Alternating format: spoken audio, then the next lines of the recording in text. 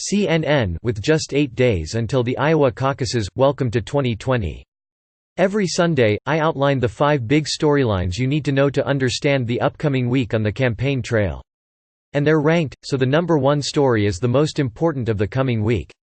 Tell your friends to subscribe to the Point newsletter.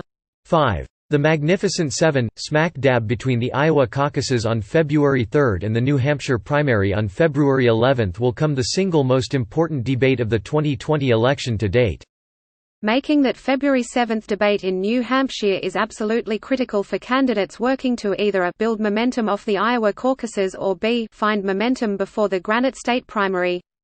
On Sunday, businessman Andrew Yang, thanks to a bunch of polls released before Iowa, became the 7th candidate to qualify for the debate, joining former Vice President Joe Biden, Vermont Senator Bernie Sanders, Massachusetts Senator Elizabeth Warren, former South Bend, Indiana, Mayor Pete Buttigieg, Minnesota Senator Amy Klobuchar and billionaire Tom Steyer on the stage.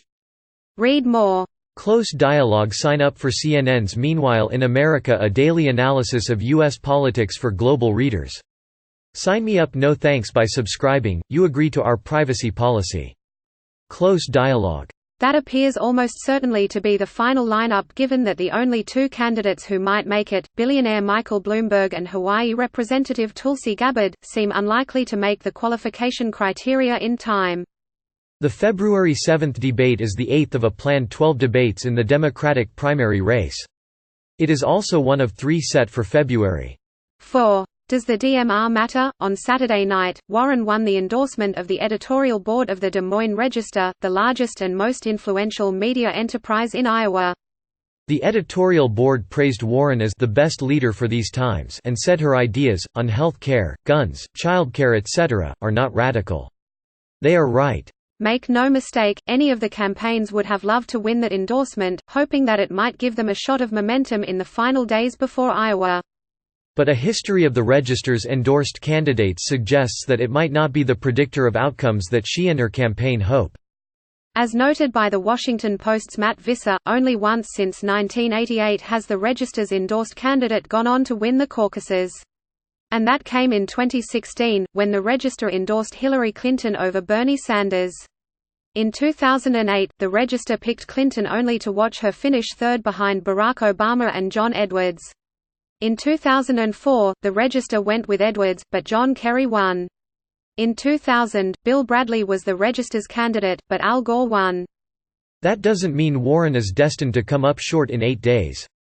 But it does suggest that, for all of the hype around winning the Register endorsement, it's rarely decisive in the race. 3. Impeachment's pivot week. At some point later this week, we'll find out if the Senate impeachment trial is going to go on for a while or whether it's basically over. After President Donald Trump's legal team makes its case, they spent just several of their 24 hours doing so on Saturday. There will be time for senators to ask questions of the House impeachment managers. Then, the votes on witnesses and documents, which will serve as the fulcrum on which the trial will tilt. If there are 51 votes for witnesses and/or new documents not presented in the House investigation, we are looking at least a few more weeks of the Senate trial. Why does that matter for 2020?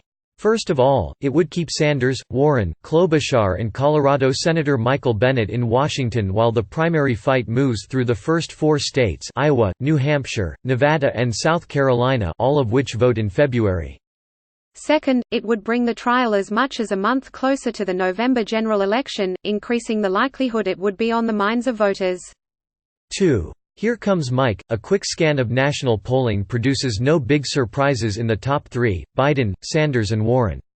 But guess who's in 4th right now, according to the Real Clear Politics polling average? It's Bloomberg. Yes, Bloomberg is now consistently polling in the high mid-single digits in national surveys, and got to 10% in a Fox News poll released Sunday morning.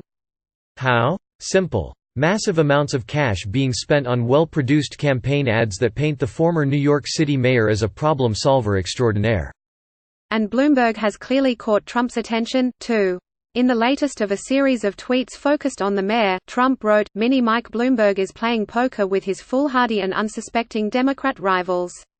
He says that if he loses, he really means when, in the primaries, he will spend money helping whoever the Democrat nominee is. The fact is, when Minnie loses, he will be spending very little of his money on these clowns because he will consider himself to be the biggest clown of them all, and he will be right. For all of Bloomberg's gains in national polls, his candidacy remains largely dependent on no one in the rest of the field dominating the 4 February contests: Iowa, New Hampshire, South Carolina and Nevada, where he is not competing. Scroll down. The Point, now on YouTube. In each episode of his weekly YouTube show, Chris Cillizza will delve a little deeper into the surreal world of politics. Click to subscribe. 1. A Bernie sweep. A slew of new early state polling in Iowa and New Hampshire suggests that Sanders could very well win both of the first 2 states, victories that would make him very difficult to beat as the primary process wears on. New Hampshire polls conducted by CNN, University of New Hampshire and NBC, Marist College and released Sunday morning show Sanders with leads of 9 and 7 points in the Granite State.